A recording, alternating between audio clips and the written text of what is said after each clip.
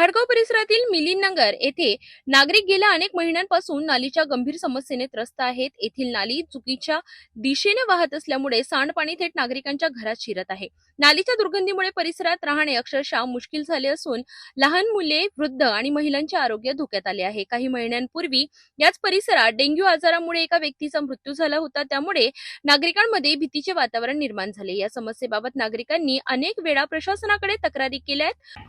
मी या एरियाची आशा वर्कर आहे। संगीता वानकडे माझं नाव आहे। गेले कित्येक वर्ष आम्ही या एरियामध्ये काम करतो, पण 5 ते 6 वर्षापासून या नालीचा आणि या सांडपाण्याचा विषय जो आहे तो इकडच्या जनसामान्य पब्लिकवर खूप मोठा परिणाम होत आहे। लहान मुलं खूप आजारी पडत आहे, अतिसाराची लागण होत आहे, डेंग्यूची साथीची लागण होत आहे। इतकंच नाही तर इथं मोठ्या प्रमाणात जीवित हानी पण होत आहे। गरोदर महिला, लहान मुलं, नवीन जन्म झालेले मुलं यांच्यावर खूप मोठा त्यांच्या जीवनावर मोठा परिणाम होत आहे।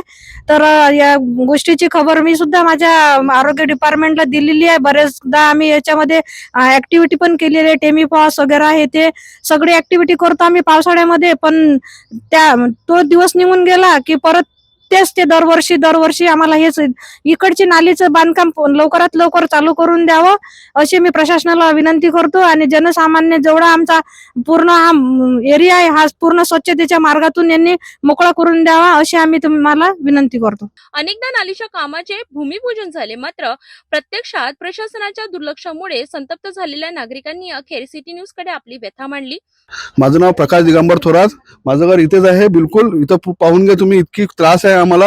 हे 3 वर्षापासून नालीचं काम, नाली तुटलेली आहे, परंतु प्रशासन महानगरपालिकावाले कोणी येतात, तिचे साहेब येत नाही। आम्ही तिथे गेलो तर ते आम्हाला काही पण कारण सांगतात आणि टाळून देतात, ते काम होत नाही आहे। इथं लोक मरून आले, डेंग्यूनं मरून आले, तरी कोणाला काहीच प्रॉब्लेम नाही। आम्ही किती जणांना बोललो, आयुक्त मॅडमना बोललो, पण त्यांनी काही अजूनपर्यंत ऍक्शन नाही घेतली।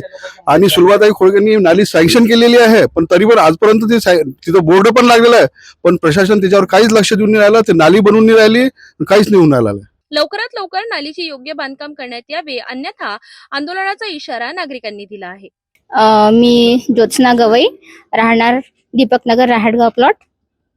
आमच्याकडे दिवाळीमध्ये नाली साफ केली होती, त्यानंतर आमच्याकडे परत साफ करणारे कामगार वर्ग वगैरे काही दिसलेले नाहीये। आणि एकदा नाली काढली की नंतर तो ढिगारा उचलायला पण म्हणजे कॉल केल्याशिवाय किंवा कंप्लेंट टाकल्याशिवाय येत नाही। आणि असं आम्हाला 6-6 महिने असा नालीचा त्रास होत राहतो। सांडपाणी व्यवस्थित वाहत नाही, उलट्या दिशेने नाली वाहत आहे आणि हँडपंप जवळ आमच्या नालीची सुरुवात होते, त्यामुळे तिकडे अडचण आहे। बरेच लोक मीन्स घरातला कचरा म्हणा इथे आणून टाकतात आणि इथे मोकळा परिसर आहे, खाली प्लॉट आहे, त्याच्यामुळे सगळेजण आपल्या घरातला कचरा त्या मोकळ्या प्लॉटमध्ये टाकतात। त्याच्यामुळे ते सगळा कचरा त्या नालीमध्ये हवेने येऊन गोळा होतो, त्यामुळे ती नाली पूर्ण ब्लॉक होते। तर त्याच्यासाठी काहीतरी शासनाने करावं अशी माझी विनंती आहे।